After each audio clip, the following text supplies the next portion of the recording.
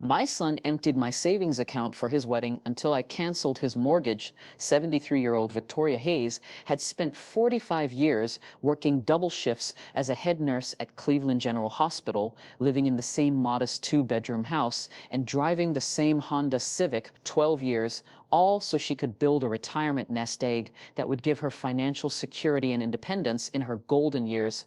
Victoria had grown up poor. The daughter of a single mother who cleaned houses to support three children, she had learned early that financial security was something you had to earn and protect yourself because no one else would do it for you. After graduating nursing school on a full scholarship, Victoria had started working at the hospital as a floor nurse, making $18,000 a year. But she was determined to build wealth through discipline and sacrifice every month. Victoria put exactly 20% of her paycheck into savings, living on the remaining 80%. No matter how tight things got, she never touched her savings for vacations, new clothes, or anything that wasn't an absolute emergency. Over 4 decades, Victoria had built her savings to over $250,000, not a fortune, but enough to provide her with a comfortable retirement and peace of mind that she would never be dependent on anyone else for her basic needs. Victoria had one child, her son Marcus, who she had raised alone after his father abandoned them when Marcus was 3 years old. Victoria had worked extra shifts to pay for Marcus' clothes, school supplies, sports equipment, and eventually his college tuition. Victoria loved Marcus deeply, but she had watched with growing concern as he developed expensive tastes and poor financial habits throughout his 20s and 30s. Marcus had always been charming and popular, but he was also impulsive with money, buying expensive cars. He couldn't afford taking luxury vacations on credit cards and changing jobs frequently whenever work became stressful or demanding. By age 35, Marcus had declared bankruptcy, twice had his car repossessed, and had borrowed money from Victoria at least 15 times, always promising to pay her back, but rarely following through. Victoria had bailed Marcus out so many times that she had lost count of how much money she had given him over the years, but she estimated it was probably close to $50,000. Despite Marcus' financial irresponsibility, Victoria continued to help him because she loved him and because she hoped that eventually he would mature and learn to manage money responsibly. When Marcus was 38, he met Stephanie, a marketing executive who seemed to have a stabilizing influence on his life. Stephanie was ambitious, organized, and appeared to share Victoria's belief in the importance of financial planning. Victoria was pleased when Marcus and Stephanie moved in together, and even more pleased when they started talking about marriage and settling down. When Marcus asked Victoria to help him buy a house, she agreed to co-sign the mortgage and provide the $20,000 down payment as a gift because she wanted to support what seemed like a positive step toward financial responsibility. House Marcus and Stephanie chose was more expensive than Victoria thought they could afford, but Marcus assured her that Stephanie's salary combined with his income would easily cover the mortgage payments. Victoria signed the mortgage documents and wrote the check for the down payment, feeling hopeful that Marcus was finally becoming the responsible adult she had always known he could be. For 2 years, Marcus and Stephanie seemed to be doing well. They made their mortgage payments on time. Marcus kept the same job and Stephanie was promoted to marketing director at her company. Began to relax and feel proud that her investment in Marcus' future had paid off. Then Marcus announced that he and Stephanie were engaged and planning to get married. Victoria was thrilled for them and immediately offered to contribute $5,000 toward the wedding expenses, a generous gift that represented months of her retirement savings. Victoria assumed that Marcus and Stephanie would plan a modest wedding that they could afford with her contribution, plus their own savings. What Victoria didn't know was that Stephanie had very different ideas about what their wedding should look like. Stephanie had been planning her dream wedding since she was a little girl, and that dream involved a destination wedding in Maui with 50 guests, 3 days of festivities including a welcome party, rehearsal dinner, and post-wedding brunch. Stephanie wanted a designer dress, professional photographers, videographer, live band, luxury accommodations for all the guests, chartered transportation, and a reception at the Grand Wailea Resort. When Marcus saw the wedding budget that Stephanie had prepared, he was shocked. The total cost was over $80,000. Marcus tried to convince Stephanie to scale back the wedding plans, but Stephanie had her heart set on the elaborate celebration she had been dreaming about. Stephanie also pointed out that this was likely to be their only wedding, and that they should make it special and memorable rather than settling for something ordinary. Stephanie suggested that they could take out loans to pay for the wedding, or ask family members to contribute more money. Marcus knew that he and Stephanie together made good money, but they also had significant monthly expenses, including their mortgage, car payments, student loans, credit card debt from Stephanie's previous shopping habits. Marcus also knew that his mother had already been very generous with her $5,000 contribution, and he was embarrassed to ask her for more money, especially since she had already helped him so much over the years.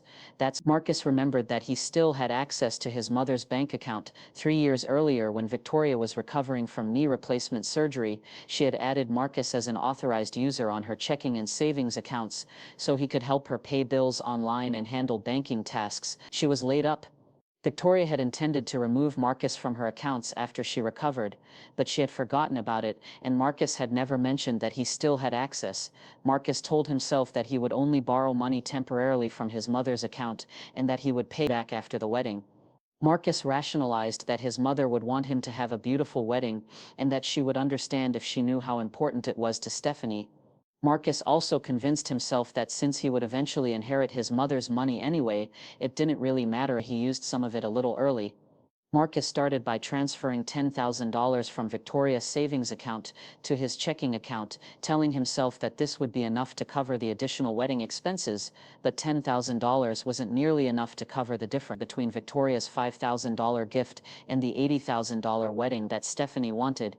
Marcus found himself transferring more money every few weeks, $15,000 here, $20,000 there, each time promising himself that this would be the last transfer. Marcus was careful to make the transfers look routine and to space them out over several months so they wouldn't attract attention if his mother happened to check her account. Marcus also made sure to transfer money from Victoria's savings account rather than her checking account, because he knew she rarely looked at her savings account balance. By the time Marcus had transferred enough money to pay for Stephanie's dream wedding, he had taken over $60,000 from his mother's retirement savings. Marcus told Stephanie that he had received an unexpected bonus at work and had also borrowed money from Friendlight to pay for the wedding. Stephanie was so excited about her dream wedding that she didn't ask too many questions about where the money had come from. The wedding in Maui was everything Stephanie had dreamed of: elegant, beautiful, and expensive. All of their guests had a wonderful time, and Stephanie felt like a princess. Marcus felt guilty about taking his mother's money, but he pushed those feelings aside, telling himself that he would find a way to pay her back, and that she would forgive him once she saw how happy the wedding had made Stephanie. For 3 months after the wedding, Marcus lived with the secret of what he had done, occasionally checking his mother's account balance and feeling sick about how much money he had taken. Marcus made a few small deposits back into his mother's account, but they were tiny amounts compared to what he had stolen. Marcus kept telling himself that he'd pay back the full amount eventually, but he and Stephanie had no savings and were actually spending more money than they made each month on their new lifestyle. As a married couple, Stephanie had started redecorating their house, buying expensive furniture, and planning elaborate dinner parties. Didn't want to tell Stephanie about their financial problems because he was afraid she would be disappointed in him, and he didn't want to ruin the happiness of their early marriage. Meanwhile, Victoria was living her normal, modest lifestyle, completely unaware that her retirement savings had been decimated. Victoria rarely checked her bank balance online because she trusted her banking institution and because she had always been disciplined about her finances. Victoria made her regular monthly deposit of her pension and social security checks and occasionally withdrew small amounts of groceries and bills, but she didn't have any reason to monitor her account balance closely. 3 months after Marcus' wedding, Victoria decided to go to the bank to deposit a small inheritance check she had received from a deceased aunt. When Victoria asked the bank teller to check her account balance so she could decide whether to put the inheritance money in checking or savings, she was shocked to hear that her savings account contained only $187,000. Victoria knew that her account should have contained well over $250,000. She had been adding money regularly and hadn't made any large withdrawals. Victoria asked to see her recent account statements, and that's when she discovered the series of large withdrawals that had occurred during the months leading up to and following Marcus' wedding. Victoria stared at the bank statements in disbelief, seeing transfer after transfer of money she had never authorized. The transfers were all electronic and all bore Marcus' authorization code. Victoria felt sick to her stomach as she realized that Marcus had stolen over $60,000 of her retirement money, sat in her car in the bank parking lot for 20 minutes, trying to process what she had discovered. She felt betrayed, heartbroken, and furious that her own son had stolen from her. Victoria also felt stupid for trusting Marcus with access to her accounts and for not monitoring her finances more carefully. But most of all, Victoria felt scared about her financial future because the money Marcus had stolen represented years of savings that she couldn't replace at her age. That evening, Victoria called Marcus and asked him to come to her house immediately to discuss something urgent. Marcus arrived. Victoria could see the guilt on his face before she even showed him the bank statements. Marcus knew immediately why his mother had called him. Victoria spread the bank statements across her kitchen table and asked Marcus to explain the withdrawals. Marcus' face went pale and his hands shook as he realized he had been caught. Marcus immediately began making excuses, claiming that he had only borrowed the money temporarily and that he had always planned to pay it back. Marcus said he had been planning to tell Victoria about the money but he hadn't found the right time. Also claimed that he had assumed Victoria wouldn't mind because she had always been supportive of his relationship with Stephanie. Victoria listened to Marcus' explanations, but she could see that he was more concerned about avoiding consequences than he was about the fact that he had stolen her life savings. Marcus tried to minimize the amount of money he had taken, claiming it was only about $30,000, when Victoria could see clearly that it was more than $60,000. Victoria pointed out that Marcus had taken money from her retirement savings without permission and had made arrangements to pay it back. She also told Marcus that the money he had stolen represented her financial security and independence in her old age. Marcus became defensive and accused his mother of being selfish about money. He said that families should help each other and that he had always assumed he would inherit her money eventually anyway. Marcus also pointed out that he had never asked to be born, and that Victoria owed him support because she had chosen to have a child. Victoria was shocked by Marcus' attitude and his sense of entitlement to her money. She realized that Marcus didn't see her savings as her personal property, but as his inheritance that he could access whenever he wanted. Victoria told Marcus that he had 48 hours to return every penny he had stolen or she would take legal action against him. Marcus laughed at his mother's threat, claiming that she would never actually call the police on her own son. Marcus also said that most of the money had already been spent on the wedding and honeymoon, and that he couldn't possibly repay it immediately. Marcus suggested that they could work out a payment plan over 5 or 10 years, but Victoria could see that he had no real intention of prioritizing repayment. Marcus also made it clear that he expected Victoria to be grateful that he had included her in the wedding planning, and that she should consider the stolen money as her contribution to his happiness. The next morning, Victoria called her attorney Sarah Chen, who had been handling her legal affairs for over 15 years. Sarah was shocked and outraged to learn that Marcus had stolen over $60,000 from his mother's retirement account. Sarah explained that Marcus could face serious criminal charges, including elder financial abuse, theft, and fraud. Sarah also told Victoria that she had strong grounds for both criminal prosecution and civil lawsuits to recover the money, but Sarah suggested that before involving law enforcement, Victoria should consider using her leverage as Marcus' mortgage co-signer. Sarah reminded Victoria that when she had co-signed Marcus' mortgage, she had retained certain legal rights, including the ability to demand full loan disclosure and to take action if Marcus defaulted or engaged in financial misconduct. Sarah also pointed out that Victoria had provided the down payment for Marcus' house, which gave her a legitimate claim to some of the equity in the property. Sarah suggested that Victoria could threaten to trigger the mortgage's due on sale clause or demand immediate repayment if Marcus had violated the terms of the loan agreement. Victoria liked Sarah's approach because it would give financial leverage over Marcus without immediately involving criminal charges. Victoria decided to give Marcus one final opportunity to voluntarily repay the stolen money before using her mortgage co-signer power. When Marcus came to see her that evening, Victoria presented him with a detailed accounting of exactly how much money he had stolen and when. Victoria also showed Marcus copies of the mortgage documents that proved her co-signer status and explained her legal rights as co-signer. Marcus initially tried to argue that he hadn't stolen anything because he was family and he intended to pay the money back someday. But when Victoria showed him the legal documents proving her mortgage rights and explained that she could force the sale of his house to recover her money, Marcus' attitude changed completely. Marcus realized that his mother had more financial power than he understood and that she was serious about getting her money back. Marcus begged his mother not to do anything that would jeopardize his house, especially since Stephanie was now pregnant and they needed stable housing. Victoria told Marcus that she wasn't trying to hurt him, but that she needed retirement money back and she wasn't going to wait years for partial payments.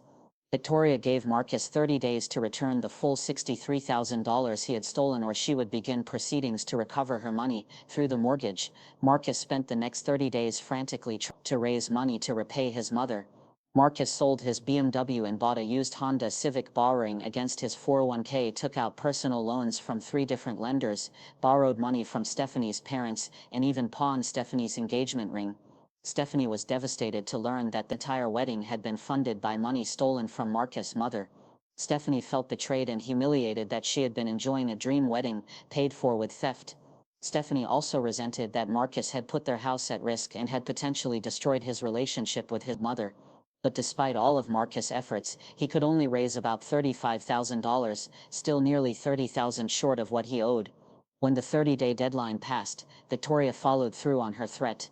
Victoria contacted the mortgage company and provided them with documentation showing that Marcus had engaged in elder financial abuse by stealing from his co-signer. Victoria argued that Marcus' theft demonstrated his inability to meet his financial obligations responsibly and requested that the mortgage company review the loan terms.